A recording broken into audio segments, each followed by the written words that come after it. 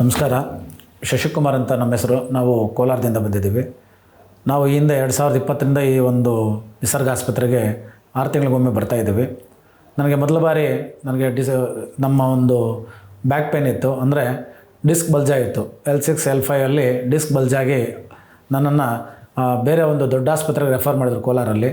So ಎಲ್ಲೋದ್ರೂ ನನ್ನ ಒಂದು ಸಮಸ್ಯೆಗೆ ನೀವು ಆಪ್ರೇಷನ್ ಮಾಡಲೇಬೇಕು ಅಂತಂದರು. ಯಾಕೋ ನಮಗೂ ಆಪ್ರೇಷನ್ ಮಾಡಲಿಕ್ಕೆ ಒಪ್ಪಲಿಲ್ಲ. ಈ ಹಿಂದೆ ಆಪ್ರೇಷನ್ ಮಾಡಿಸ್ಕೊಂಡವರು ಎಲ್ಲ ನಮಗೆ ಮಾಹಿತಿ ಕೊಟ್ಟರು, ಯಾವುದೇ ಕಾರಣಕ್ಕೂ ಆಪ್ರೇಷನ್ ಮಾಡಿಸ್ಕೊಬೇಡಿ, ಅದರಿಂದ ಯಾವುದೇ ರೀತಿ ಉಪಯೋಗ ಇಲ್ಲ, ಸ್ವಲ್ಪ ದಿನ ನಂತರ ಮತ್ತೆ ಅದು ತೊಂದರೆ ಆಗುತ್ತೆ ಅಂದರು. ಹಾಗಾಗಿ ನಾನು ಇನ್ನೇನಪ್ಪ ಮಾಡೋದು, ಜೀವನ ಇಷ್ಟೇ ಅಂತ ಒಂದು ಇರೋಂಥ ಸಂದರ್ಭದಲ್ಲಿ ಜಸ್ಟ್ ನನಗೆ ಒಬ್ಬ ಡಾಕ್ಟ್ರ್ ಕುತ್ತಿಗೆಗೆ ಒಂದು ಪಟ್ಟಿ ಕೊಟ್ಟು ಅದರಲ್ಲಿ ನೀವು ಸ್ವಲ್ಪ ದಿವಸ ಕಾಲ ಕಳಿಬೇಕಂತ ಹೇಳಿದರು. ಸೊ ಹಾಗಾಗಿ ನಾನು ಆ ಕುತ್ತಿಗೆ ಪಟ್ಟಿ ಹಾಕ್ಕೊಂಡು 1 ತಿಂಗಳ ಕಾಲ ಹಾಗೇ ಇದ್ದೆ. ನನಗೆ ಒಮ್ಮೆ ಒಬ್ಬ ಸ್ನೇಹಿತರು ನನಗೆ ದಾರಿಯಲ್ಲಿ ಸಿಕ್ಕಿ, ನಿಸರ್ಗ ಆಸ್ಪತ್ರೆ ಅಂತಿದೆ ಸಿರಸಿನಲ್ಲಿ, ಡಾಕ್ಟರ್ ಜಿತೇಶ್ ಅಂತ ಡಾಕ್ಟರ್ ಇದ್ದಾರೆ, ಒಳ್ಳೆ ಡಾಕ್ಟರ್ ಇದ್ದಾರೆ, ನಾನು ಒಮ್ಮೆ ಹೋಗಿ ಬಂದಿದ್ದೀನಿ, ನೀವು ಸಹ ಯಾಕೆ ಅಲ್ಲಿ ಹೋಗಿ ಬರಬಾರ್ದು ಅಂದರು. ನಾನು ಆ ತಕ್ಷಣದಲ್ಲಿ ಆಯಿತು ಅಂತ ನಮ್ಮ ಮನೆಯವ್ರಿಗೆ ತಿಳಿಸಿದೆ. ಮತ್ತು ನಾನು ಸ್ವಲ್ಪ ಒಂದು ಕಾಲಾವಕಾಶ ತೊಗೊಂಡೆ, 1 ವಾರ 15 ದಿವಸ ಇಲ್ಲಿ ಬರಬೇಕಾದ್ರೆ ಹೇಗೆ ಬರೋದು ಏನು ಎತ್ತ ಅಂತ. ಯಾಕಂದರೆ ನನಗೆ ಗಾಡಿ ಓಡಿಸ್ಲಿಕ್ಕೆ ಆಗ್ತಾಯಿರಲಿಲ್ಲ, ಕಾರ್ ಓಡಿಸ್ಲಿಕ್ಕೆ ಆಗ್ತಾಯಿರಲಿಲ್ಲ, ಭಾಳ ಒಂದು ತೊಂದರೆ ಇತ್ತು. ಸೊ ಹಾಗಾಗಿ ಕೆಲವರು ನನಗೆ ಏನು ಹೇಳಿದರು, ನೀವು ನಿಸರ್ಗ ಆಸ್ಪತ್ರೆ ಅಂತಂದರೆ ಅಲ್ಲಿಗೆ ಹೋದರೆ ಅಲ್ಲಿ ಆಯುರ್ವೇದ ಟ್ರೀಟ್ಮೆಂಟ್ ಇರುತ್ತೆ, ಅಲ್ಲಿ ನಿಮಗೆ ಊಟಕ್ಕೆ ತೊಂದರೆ ಆಗುತ್ತೆ, ಅವರು ಉಪವಾಸ ಕೆಡುತ್ತಾರೆ, ಈ ಥರ ಅನೇಕ ಸುದ್ದಿಗಳನ್ನು ಕೆಲವರು ಹೇಳಿದರು. ನಾನು ಯಾವುದನ್ನೂ ನಂಬಿಲ್ಲ. ಯಾಕೆಂದರೆ ನಾನು ದೊಡ್ಡ ದೊಡ್ಡ ಆಸ್ಪತ್ರೆಗಳೆಲ್ಲ ಭೇಟಿ ಮಾಡಿ ಅಲ್ಲಿ ಕೈ ಚೆಲ್ಲಿದ್ರು, ಆಗೋದೆಲ್ಲ ಆಪ್ರೇಷನ್ ಮಾಡ್ಬೇಕಂದಾಗ ಆಗಲಿ ಇಲ್ಲಿ ಒಮ್ಮೆ ನೋಡೋಣ ಅಂತಂತ ನಾನು ಸ್ಲೀಪರ್ ಕೋಚ್ ಬಸ್ಸನ್ನು ಬುಕ್ ಮಾಡಿಕೊಂಡು ಸೀದಾ ನಾನು ಸಿರಸಿಗೆ ಬಂದೆ. ಅಲ್ಲಿಂದ ಆಸ್ಪತ್ರೆಯವ್ರಿಗೆ ಫೋನ್ ಮಾಡಿದಾಗ ರಿಸೆಪ್ಷನ್ ಮೊದಲೇ ಬುಕ್ಕಿಂಗ್ ತೊಗೊಬೇಕಾಗುತ್ತೆ, ಬುಕ್ಕಿಂಗ್ ತೊಗೊಂಡಿದ್ದೆ. ಸೊ ಆಸ್ಪತ್ರೆಯವರು ಬಂದು ಅವ್ರ ಕಾರಲ್ಲೇ ಬಂದು ನಾನು ಕರ್ಕೊಂಬಂದು ಆಸ್ಪತ್ರೆವರೆಗೂ ಬಿಟ್ಟರು. ಸೊ ಒಳಗಡೆ ಬಂದಾಗ ನನಗೆ ಸುಮಾರು 9:30-10 ಗಂಟೆ ಆಗಿತ್ತು ಬೆಳಗಿನ ಜಾವ. ಬೆಳಗ್ಗೆ 10-9 ಗಂಟೆ ಆಗಿತ್ತು. ಆ ಒಂದು ಸಂದರ್ಭದಲ್ಲಿ ಸರಿಯಾಗಿ 10 ಗಂಟೆಗೆ ಡಾಕ್ಟ್ರು ಅವರೊಂದು ಕ್ಯಾಬಿನಲ್ಲಿ ಹಾಜರಿದ್ದರು. ನಾವು ಅಪಾಯಿಂಟ್ಮೆಂಟ್ ತೊಗೊಂಡಿದ್ದಕ್ಕೋಸ್ಕರ OP ಪೇಷೆಂಟ್ನ ಸ್ಪೆಷಲಾಗಿ ನಮ್ಮನ್ನು ಒಳಗಡೆ ಕರೆಸ್ಕೊಂಡು ಒಂದು 20 ನಿಮಿಷ ಅರ್ಧ ಗಂಟೆಗಳ ಕಾಲ ನನ್ನ ಏನೇನು ನಾನು ಚೆಕಪ್ ಮಾಡಿಸಿದೆ, MRI ಸ್ಕ್ಯಾನು, ಮತ್ತು ಎಲ್ಲೆಲ್ಲಿ ಯಾವ ಹಾಸ್ಪಿಟ್ಲಲ್ಲಿ ಹೋಗಿದೆ, ಯಾರ್ಯಾರು ಏನೇನು ಎಲ್ಲ ಸಜೆಷನ್ಸ್ ಕೊಟ್ಟಿದ್ರು, ಎಲ್ಲ ಅದನ್ನು ಒಂದು ಅರ್ಧ ಗಂಟೆಗಳ ಕಾಲ ಭಾಳ ಸೌಮ್ಯವಾಗಿ ಕೂತ್ಕೊಂಡು ಅವರು ಅದನ್ನು ಗಮನಿಸಿ ನೀಟಾಗಿ ನೋಡಿ, ನಿನಗೆ ಈ ಥರದ್ದು ಯಾವುದೇ ರೀತಿ ಸಮಸ್ಯೆ ಇಲ್ಲ, ಖಂಡಿತ ನಾವಿಲ್ಲಿ ನಿಮ್ಗೆ ವಾಸಿ ಮಾಡಿಸ್ಕೊಡ್ತೀವಿ ಅನ್ನೋ ಒಂದು ಭರವಸೆ ನೀಡಿದರು. ಆ ಒಂದು ಭರವಸೆ ನನಗೆ ಎಷ್ಟೋ ಒಂದು ದಾರಿದೀಪವಾಗಿ ಕಾಣಿಸ್ತು. ಸೊ ಹಾಗಾಗಿ ನಾನು ಈ ಒಂದು ಹಾಸ್ಪಿಟ್ಲಲ್ಲಿ ಮತ್ತು ಹಾಗೆ ನಾನು ಅಡ್ಮಿಟ್ ಆಗಿ ಇಲ್ಲೇ ಉಳ್ಕೊಂಡೆ. ಈ ಒಂದು ಹಾಸ್ಪಿಟ್ಲಲ್ಲಿ ಉಳ್ಕೊಂಡ ತಕ್ಷಣ ನನಗೆ ನಾನೊಂದು ಆಸ್ಪತ್ರೆಯಲ್ಲಿದ್ದೇನೋ ಒಂದು ಭಾವನೆ ನನಗೆ ಬರಲಿಲ್ಲ. ಯಾಕೆಂದರೆ ಇದೊಂದು ರೀತಿ ನನಗೆ ತಾಯಿ ಮನೆಯ ಒಂದು ಭಾವನೆ ನನಗೆ ಅನಿಸ್ತು. ಯಾಕೆಂದರೆ ಈ ಹಿಂದೆ ನಾವು ಎಲ್ಲ ಚಿಕ್ಕ ಹುಡುಗರಾಗಿದ್ದಾಗ ನಮ್ಮ ಮನೆಗಳಲ್ಲಿ ಯಾವ ಥರ ತಂದೆ ತಾಯಿಗಳು ನಮ್ಮನ್ನು ನೋಡ್ಕೊತಾ ಇದ್ದರು, ಯಾವ ರೀತಿಯ ಪದ್ಧತಿ ಇತ್ತು, ಹಳೆಯ ಪದ್ಧತಿ, ಅದೇ ಪದ್ಧತಿಯಲ್ಲಿ ಸಹ ನಿಸರ್ಗ ಆಸ್ಪತ್ರೆಯಲ್ಲಿ ನಮ್ಮನ್ನು ಟ್ರೀಟ್ ಮಾಡೋದಕ್ಕೆ ಸ್ಟಾರ್ಟ್ ಮಾಡಿದರು.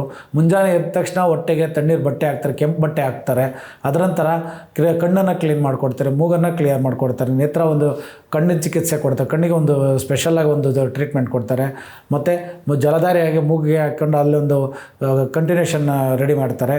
ಅದ ನಂತರ ಮತ್ತೆ 7:30 ಆ ಮಧ್ಯೆ ನಮಗೊಂದು ಸ್ಪೆಷಲಾಗಿ ನಮ್ಮ ಆರೋಗ್ಯ ಸ್ಥಿತಿಗೆ ಅನುಗುಣವಾಗಿ ನಮಗೊಂದು ಜ್ಯೂಸ್ ಕೊಡ್ತಾರೆ.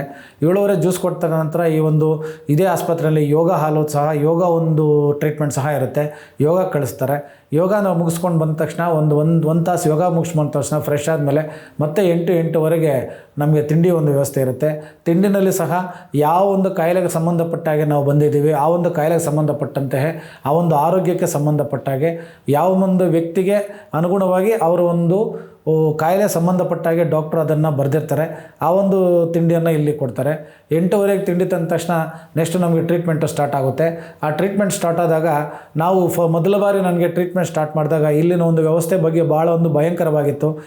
ಇಲ್ಲಿ ಏನು ಮಾಡ್ತಾರೋ ಏನೋ, ಯಾಕೆ ನನ್ನನ್ನು ಅಂತ. ಯಾಕೆಂದ್ರೆ ನಾವು ಬರೀ ಸೂಜಿ ತೊಗೊಂಡು ಮಾತ್ರೆ ನುಂಗ ಇದ್ದಂಥ ಜನ. ಇಲ್ಲಿ ಯಾವ ಸೆಕ್ಷನಲ್ಲಿ ಹೋಗಿ ನೋಡು, ಯಾವ ಇದರಲ್ಲೂ ಸೂಜಿನೂ ಇಲ್ಲ, ಏನಿಲ್ಲ, ಭಾಳ ಎಲ್ಲ ಆರಾಮಾಗಿ ಓಡಾಡ್ಕೊಂಡಿದ್ದಾರೆ. ಭಾಳ ಸೌಮ್ಯ ಸ್ವಭಾವದ ಜನ ಇದ್ದಾರೆ. ಭಾಳ ನೀಟಾಗಿ ನಮ್ಮನ್ನು ಚಿಕಿತ್ಸೆಗೆ ಎಲ್ಲ ಆಹ್ವಾನಿಸ್ತಾರೆ. ಬನ್ನಿ ಸರ್ ಅಂತ ಭಾಳ ಪ್ರೀತಿ ವಿಶ್ವಾಸದಿಂದ ಇಲ್ಲಿರೋಂಥ ಚಿಕಿತ್ಸಕರೆಲ್ಲ ನಮ್ಮನ್ನು ಗಮನಿಸ್ತಾ ಇದ್ದಾರೆ. ನಾನು ಇಲ್ಲಿ ಬರೀ ಇವರು ಇಷ್ಟೇ ಅಂದ್ಕೊಂಡ್ಬಿಟ್ಟೆ. ಆದರೆ ಚಿಕಿತ್ಸೆ ಸ್ಟಾರ್ಟ್ ಆದ ನಂತರ ಗೊತ್ತಾಯಿತು ಇಲ್ಲಿನ ಚಿಕಿತ್ಸೆಯ ಪದ್ಧತಿ ಹೇಗೆ ಎಂದು. ನಾವು ಈ ಚಿಕಿತ್ಸೆ ಪದ್ಧತಿಗೆ ಹೋದಾಗ ನನಗೆ ಮೊದಲ ಬಾರಿಗೆ ಫುಲ್ ಬಾಡಿ ಮಸಾಜನ್ನು ಮಾಡ್ತಾರೆ. ಆಯುರ್ವೇದಿಕ ಎಣ್ಣೆಗಳಿಂದ ಆ ಫುಲ್ ಬಾಡಿ ಮಸಾಜನ್ನು ಮಾಡ್ತಾರೆ. ಫುಲ್ ಬಾಡಿ ಮಸಾಜ್ ಮಾಡಿ ನನಗೆ ಬ್ಯಾಕ್ ಪೇನ್ ಇದ್ದ ಕಾರಣದಿಂದ ಅಲ್ಲಿಗೆ ಆಯುರ್ವೇದ ಪದ್ಧತಿನಲ್ಲಿರೋಂತಹ ಹುತ್ತಿನ ಮಣ್ಣನ್ನು ನಮ್ಮ ಬೆನ್ನಿಗೆ ಹಾಕಿ ಅದನ್ನು ಹಾರಲಿಕ್ಕೆ ಬಿಡ್ತಾರೆ. ಹಾರಲಿಕ್ಕೆ ಬಿಟ್ಟ ನಂತರ ಅದು ಭಾಳ ಚೆನ್ನಾಗಿ ಆದಮೇಲೆ ಅದನ್ನು ಒರೆಸ್ಕೊಂಡು ನಂತರ ಆ ಒಂದು ಎಣ್ಣೆ ಎಲ್ಲ ಕರಗೋದಕ್ಕೋಸ್ಕರಾಗಿ ಇಲ್ಲಿ ಬಿಸಿ ನೀರಿನ ಒಂದು ಸ್ಟೀಮ್ ಒಂದು ವ್ಯವಸ್ಥೆ ಇದೆ. ಆ ಒಂದು ಬಿಸಿ ನೀರಿನ ಸ್ಟೀಮ್ನಲ್ಲಿ ಒಂದು 20 ನಿಮಿಷಗಳ ಕಾಲ ನಮ್ಮನ್ನಲ್ಲಿ ಇಡ್ತಾರೆ. ಆ ಬಿಸಿ ನೀರಿನ ಸ್ಟೀಮ್ನನ್ನು ಹಿಡಿದ ನಂತರ ಮತ್ತೆ ಹೊರಗಡೆ ಬಂದರೆ ನಮಗೆ ಮತ್ತೆ ಇನ್ನೊಂದು ಒಂದು ತಾಸು 1.5 ತಾಸು ಆಗಿರುತ್ತೆ. ಆಗ ನಮಗೆ ಬೇರೆ ಥರ ಒಂದು ನಮ್ಮ ಆರೋಗ್ಯಕ್ಕೆ ಸಂಬಂಧಪಟ್ಟಂಗೆ ಕಿಚನಿಂದ ಜ್ಯೂಸ್ ತೊಗೊಂಬರ್ತಾರೆ. ನಾವು ಯಾವುದೇ ಒಂದು ಆಹಾರಕ್ಕಾಗಿ ನಾವು ಇಲ್ಲೇ ಒಂದು ಒಂದು ಕ್ಯಾಂಟೀನ್ ಇದ್ರೂ ನಾವು ಕ್ಯಾಂಟೀನ್ಗೆ ಹೋಗೋ ಅವಶ್ಯಕತೆ ಇಲ್ಲ. ನಾವು ಯಾವ ಒಂದು ಚಿಕಿತ್ಸಾ ಕೊಠಡಿಯಲ್ಲಿರುತ್ತೆ ಅದೇ ಚಿಕಿತ್ಸೆ ಕೊಠಡಿಗೆ ಒಂದು ಸೇವೆಯನ್ನು ಕೊಡ್ತಾರೆ. ಅದಂತೂ ಒಂದು ಅದ್ಭುತವಾದ ಸೇವೆಯಂತೆ ನಾವು ಗಮನಿಸಬೇಕಾಗ್ತೈತೆ. ಅಲ್ಲಿಂದ ಇನ್ನು ಈ ಒಂದು ಆಸ್ಪತ್ರೆಯಲ್ಲಿ ನಾವು ಉಳ್ಕೊಳ್ಳೋಂಥ ಸಂದರ್ಭದಲ್ಲಿ ಒಂದು ಮುಖ್ಯವಾಗಿ ವಿಚಾರ ನಾವೇನು ಗಮನಿಸಿದ್ವಿ ಅಂದರೆ, ಇಲ್ಲಿ ಸಾಮಾನ್ಯ ವರ್ಗದವರಿಂದ ಹಿಡಿದು ಭಾಳ ಒಂದು ಶ್ರೀಮಂತರಿಗೂ ಸಹ ಒಂದು ವ್ಯವಸ್ಥೆಯ ಒಂದು ರೂಮ್ಗಳನ್ನು ಇಲ್ಲಿ ವ್ಯವಸ್ಥೆ ಮಾಡಿದ್ದಾರೆ. ಅಂದರೆ ಇದು ಸಾಮಾನ್ಯ ವರ್ಗದವರೆಗೂ ಒಂದು ಬೆಡ್ಶೀಟ್ ವ್ಯವಸ್ಥೆ, ಆ ಥರ ಒಂದು ಕಾಟೇಜ್ ವ್ಯವಸ್ಥೆ ಇದೆ. ಮತ್ತು ಮಧ್ಯಮ ವರ್ಗದವ್ರಿಗೂ ಒಂದು ಕಾಟೇಜ್ ವ್ಯವಸ್ಥೆ ಇದೆ. ಅತಿ ಶ್ರೀಮಂತ ವರ್ಗದವ್ರಿಗೂ ಸಹ ಒಂದು AC ರೂಮ್ ವ್ಯವಸ್ಥೆ ಸಹ ಇಲ್ಲಿ ಒಂದು ಉಳ್ಕೊಳ್ಳೋಕ್ಕೆ ವ್ಯವಸ್ಥೆ ಇದೆ. ಸೊ ಎಲ್ಲ ಒಂದು ನಾವು ಈ ಒಂದು ಟ್ರೀಟ್ಮೆಂಟ್ನ ತೊಗೊತ ನಾವು ನಮ್ಮ ರೂಮ್ಗಳಲ್ಲಿ ಇರೋದಕ್ಕಿಂತ ಟ್ರೀಟ್ಮೆಂಟ್ನ ಚಿಕಿತ್ಸಾ ಕೊಠಡಿಯಲ್ಲಿ ಅತಿ ಹೆಚ್ಚಿನ ಒಂದು ಕಾಲವನ್ನು ನಾವು ಕಳೀತಾ ಇರ್ತೀವಿ. ನಂತರ ಆ ಒಂದು ಜ್ಯೂಸ್ಗಳು ಪ್ರತಿ 2 ಅವರ್ಗೊಮ್ಮೊಮ್ಮೆ ನಮಗೆ ನಮ್ಮ ಆರೋಗ್ಯಕ್ಕೆ ಸಂಬಂಧಪಟ್ಟಂಗೆ ಜ್ಯೂಸು ಮತ್ತು ಕೆಲವೊಂದು ಬೇಯಿಸಿದ ಕಾಳು ಮತ್ತು ಮೊಳಕೆ ಕಾಳನ್ನು ಕೊಡ್ತಾರೆ. 12:30ರಿಂದ 1:00ವರೆಗೆ ಊಟದ ಒಂದು ವ್ಯವಸ್ಥೆ ಇರುತ್ತೆ. ಆ ಒಂದು 1:30-12:00 ಊಟದ ವ್ಯವಸ್ಥೆಯಲ್ಲಿ ಪ್ರಪ್ರಥಮವಾಗಿ ನಾವು ಫಸ್ಟ್ ಬಂದಾಗ ಆ ಊಟ ನೋಡಿ ನಮ್ಮ ಕೈಯಲ್ಲಿ ಏನಪ್ಪ ಇದು ತಿನ್ನೋಕ್ಕಾಗುತ್ತೆ ಅನಿಸ್ತು. ಆದರೆ ಕಡಿಮೆ ಊಟ, ಭಾಳ ಹೆಚ್ಚು ಕ್ಯಾಲರಿ ಉಳ್ಳಂತಹ ಕಡಿಮೆ ಊಟವನ್ನು ಬಹಳ ನೀಟಾಗಿ ಇಲ್ಲಿ ವ್ಯವಸ್ಥೆ ಮಾಡಿದ್ದಾರೆ. ಅದಕ್ಕೆ ಸುಮಾರು 15-20 ಸಿಬ್ಬಂದಿಯನ್ನು ಅಡುಗೆ ಮನೆಗೆ ಇಲ್ಲಿ ನಿಯೋಜನೆ ಮಾಡಿದ್ದಾರೆ. ಭಾಳ ಒಂದು ನೀಟಾದ ಒಂದು ವ್ಯವಸ್ಥೆಯೊಂದಿಗೆ ಎಲ್ಲ ಬಂದಂತಹ ಈ ಒಂದು ನಮ್ಮ ಪೇಷಂಟ್ಗಳಿಗೆ ಇಲ್ಲಿ ಊಟದ ವ್ಯವಸ್ಥೆಯನ್ನು ಮಾಡ್ತಾರೆ. ಹಾಗಾಗಿ ನಾವು ಹೊರಗಡೆ ಹೋಗಿ ಊಟದಕ್ಕೂ ಏನು ಕಷ್ಟಪಡೋಂಥ ಅವಶ್ಯಕತೆ ಇರೋದಿಲ್ಲ. ಯಾಕೆಂದರೆ ನಿಸರ್ಗ ಆಸ್ಪತ್ರೆಯಲ್ಲಿ ನಮ್ಮ ನಿಸರ್ಗ ಒಂದು ಚಿಕಿತ್ಸೆ ಜೊತೆಗೆ ನಮ್ಮ ಆಹಾರ ಪದ್ಧತಿಗಳ ಬಗ್ಗೆಯೂ ನಮಗೆ ಅವರು ಮನವರಿಕೆಯನ್ನು ಮಾಡ್ತಾರೆ. ನಾವು ತಿನ್ನಂಥ ಆಹಾರ ನಾವು ಎಷ್ಟೆಷ್ಟೋ ತಿಂತಾ ಇದ್ದೀವಿ ಆ ಆಹಾರ ಯಾವುದೇ ಕಾರಣಕ್ಕೂ ಅದು ನೆಸಿಟಿ ಇರೋದಿಲ್ಲ. ನಮ್ಗೆ ಎಷ್ಟು ಬೇಕು ಅಷ್ಟೇ ಆಹಾರ ತಿನ್ನಬೇಕಂತ, ಯಾವ ಆಹಾರ ತಿನ್ನಬೇಕು, ಹೇಗೆ ತಿನ್ನಬೇಕು, ಎಷ್ಟು ಆಹಾರ ತಿನ್ನಬೇಕು ಅನ್ನೋ ವ್ಯವಸ್ಥೆಯನ್ನು ಈ ಒಂದು ಆಸ್ಪತ್ರೆಯಲ್ಲಿ ಬಂದ ಮೇಲೆ ನಾನು 2020ರಿಂದ ಈಚೆಗೆ ಕಲ್ತ್ಕೊಂಡಿದ್ದೇನೆ. ಆ ಒಂದು ಆಹಾರ ಪದ್ಧತಿನಲ್ಲೇ ಭಾಳ ಒಂದು ಕಾಯಿಲೆ ವಾಸಿಯಾಗೋಂಥ ಒಂದು ವ್ಯವಸ್ಥೆಗಳು ತುಂಬ ಜನಕ್ಕೆ ಇಲ್ಲಿ ಕಾಣುತ್ತೆ. ಯಾಕೆಂದರೆ ತುಂಬ ಜನ ಬೇರೆ ಬೇರೆ ಕಾಯಿಲೆಗೆ ಬಂದಿದ್ದಾರೆ. ನಾವು 10 ದಿವಸ ಇಲ್ಲಿ ಉಳ್ಕೊಂಡಾಗ ಅವರವ್ರ ಅನಿಸಿಕೆಗಳನ್ನು ಅವರು ಹಂಚ್ಕೋದಾಗ ಹೇಳ್ತಾ ಇರ್ತಾರೆ, ನಾವು ಬಂದು 4 ದಿವಸ ಆಯಿತು 5 ದಿವಸ ಆಯಿತು ನಮಗೆ ಈ ಟ್ರೀಟ್ಮೆಂಟಲ್ಲಿ ಭಾಳ ಒಂದು ಗುಣ ಆಗಿದೆ ಅಂತ. ನನಗೂ ಬಹಳ ಒಂದು ಅನುಕೂಲ ಆಯಿತು. ಮೊದಲನೇ ಬಾರಿ ಬಂದಾಗ ನಾನು ಸ್ಲೀಪರ್ ಕೋಚಲ್ಲಿ ಬಂದು ಇಳ್ಕೊಂಡ್ರು ಮತ್ತು ನಾನು 10 ದಿನಗಳಂತ ಹೋದ ನಂತರ ನಾನು ನನ್ನ ಸ್ವಂತ ಕಾರನ್ನು ಇಲ್ಲಿಗೆ ಕರೆಸ್ಕೊಂಡು ಕಾರಲ್ಲೇ ನಾನೇ ಡ್ರೈವ್ ಮಾಡ್ಕೊಂಡು ಹೋದೆ. ಅಷ್ಟು ಒಂದು ರಿಲ್ಯಾಕ್ಸೇಷನ್ ನನಗಾಗಿತ್ತು. ನಂತರ ನಾನು ಪ್ರತಿ ಒಂದು 6 ತಿಂಗಳಿಗೊಮ್ಮೆ ಈ ಒಂದು ನಿಸರ್ಗ ಆಸ್ಪತ್ರೆಗೆ ಭೇಟಿ ನೀಡ್ತಾ ಇದ್ದೇನೆ.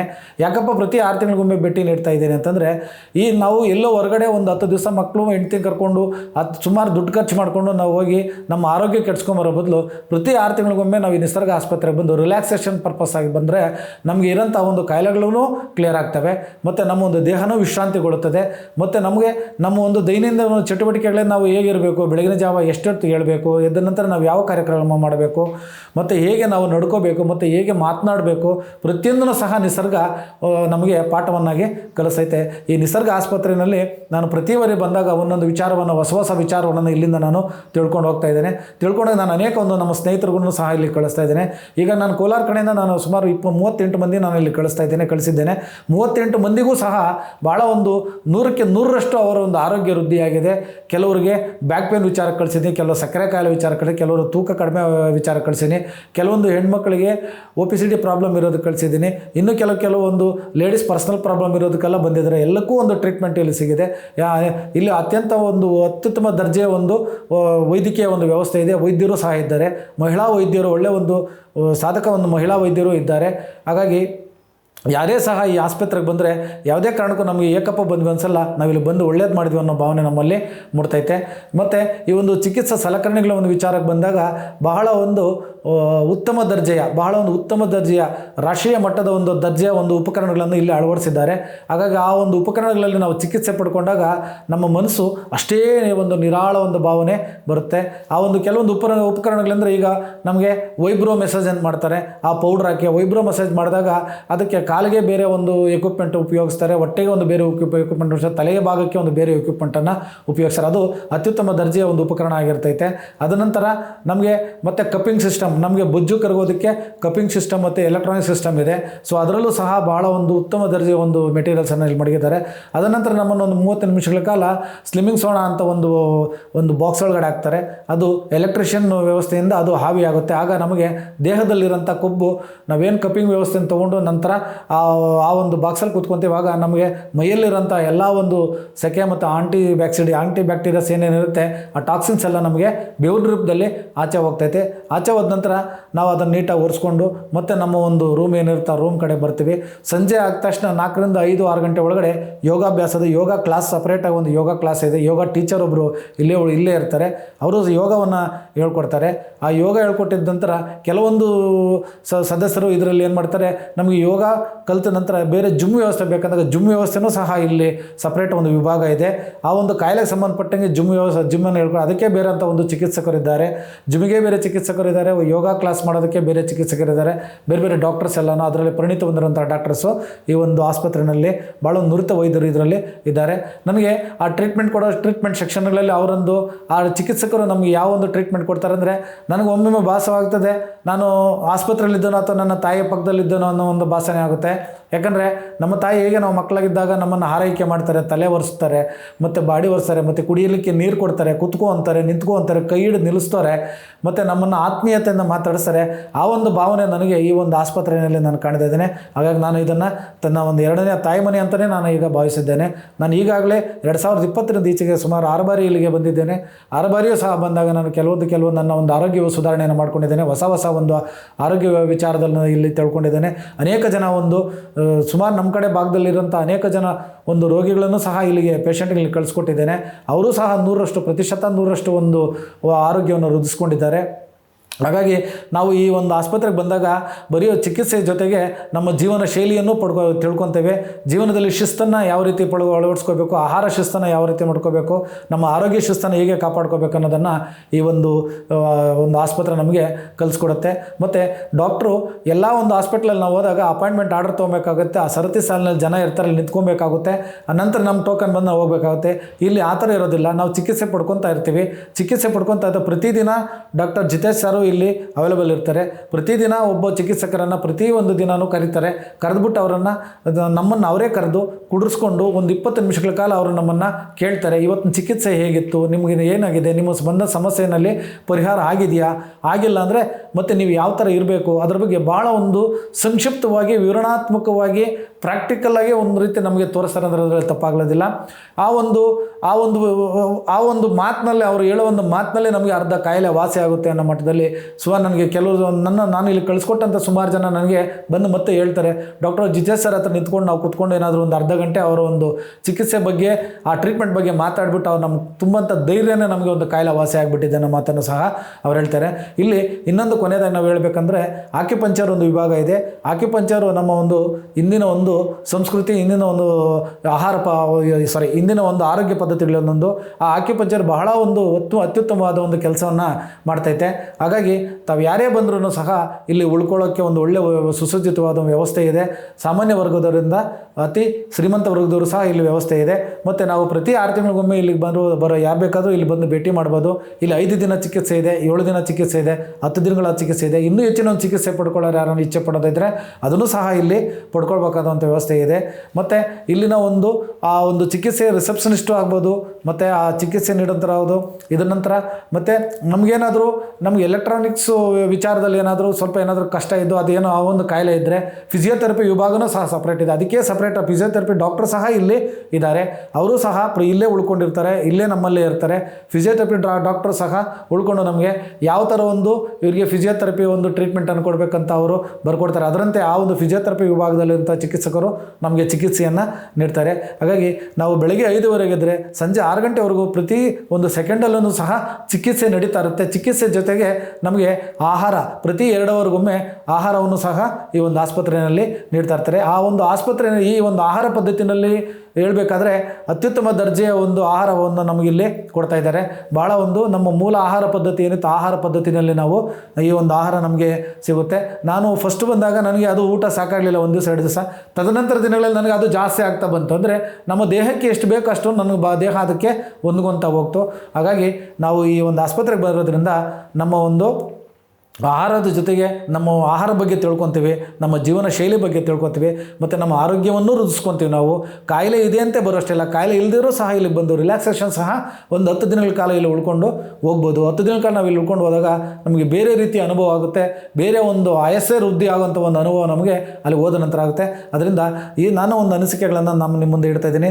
ದಯವಿಟ್ಟು ಯಾರೇ ಆದರೂ ಸಹ ಈ ಒಂದು ನಿಸರ್ಗ ಆಸ್ಪತ್ರೆಗೆ ಬನ್ನಿ, ಒಮ್ಮೆ ಭೇಟಿ ಮಾಡಿ, ನೀವು ಬಂದು ನಿಮ್ಮ ಒಂದು ಅನಿಸಿಕೆಗಳನ್ನು ಸಹ ನೀವು ವ್ಯಕ್ತಪಡಿಸಬೇಕಾಗುತ್ತೆ. ನೀವು ನಿಮ್ಗೆ ಗೊತ್ತಿರೋರು ಸಹ ಈ ಒಂದು ಅನಿಸಿಕೆಗಳನ್ನು ನೀವು ಹೇಳ್ಬಹುದಾಗುತ್ತೆ. ಮತ್ತು ಈ ಡಾಕ್ಟರ್ ಜಿತೇಶ್ ಸರ್ ಅವರು ನಮ್ಮ ಯೂಟ್ಯೂಬ್ ಚಾನಲ್ಸಲ್ಲೂ ಸಹ ನಮಗೆ ಒಂದು ಆರೋಗ್ಯದ ಬಗ್ಗೆ ಕೆಲವೊಂದು ಟಿಪ್ಸನ್ನು ಕೊಡ್ತಾ ಇದ್ದಾರೆ. ಅನೇಕ ಜನ ಆ ಆರೋಗ್ಯ ಟಿಪ್ಸನ್ನು ಸಹ ಪಡ್ಕೊಂಡು ಅವರು ಹೇಳಿದ ರೀತಿಯಲ್ಲೂ ಸಹ ನಡ್ಕೊಂಡು ಸುಮಾರು ಕಾಯಿಲೆ ಇಲ್ಲಿಗೆ ಬರ್ದೇರೇ ಸುಮಾರು ಜನ ಕಾಯಿಲೆಗಳನ್ನು ವಾಸಿ ಮಾಡ್ಕೊತಾ ಇದ್ದಾರೆ.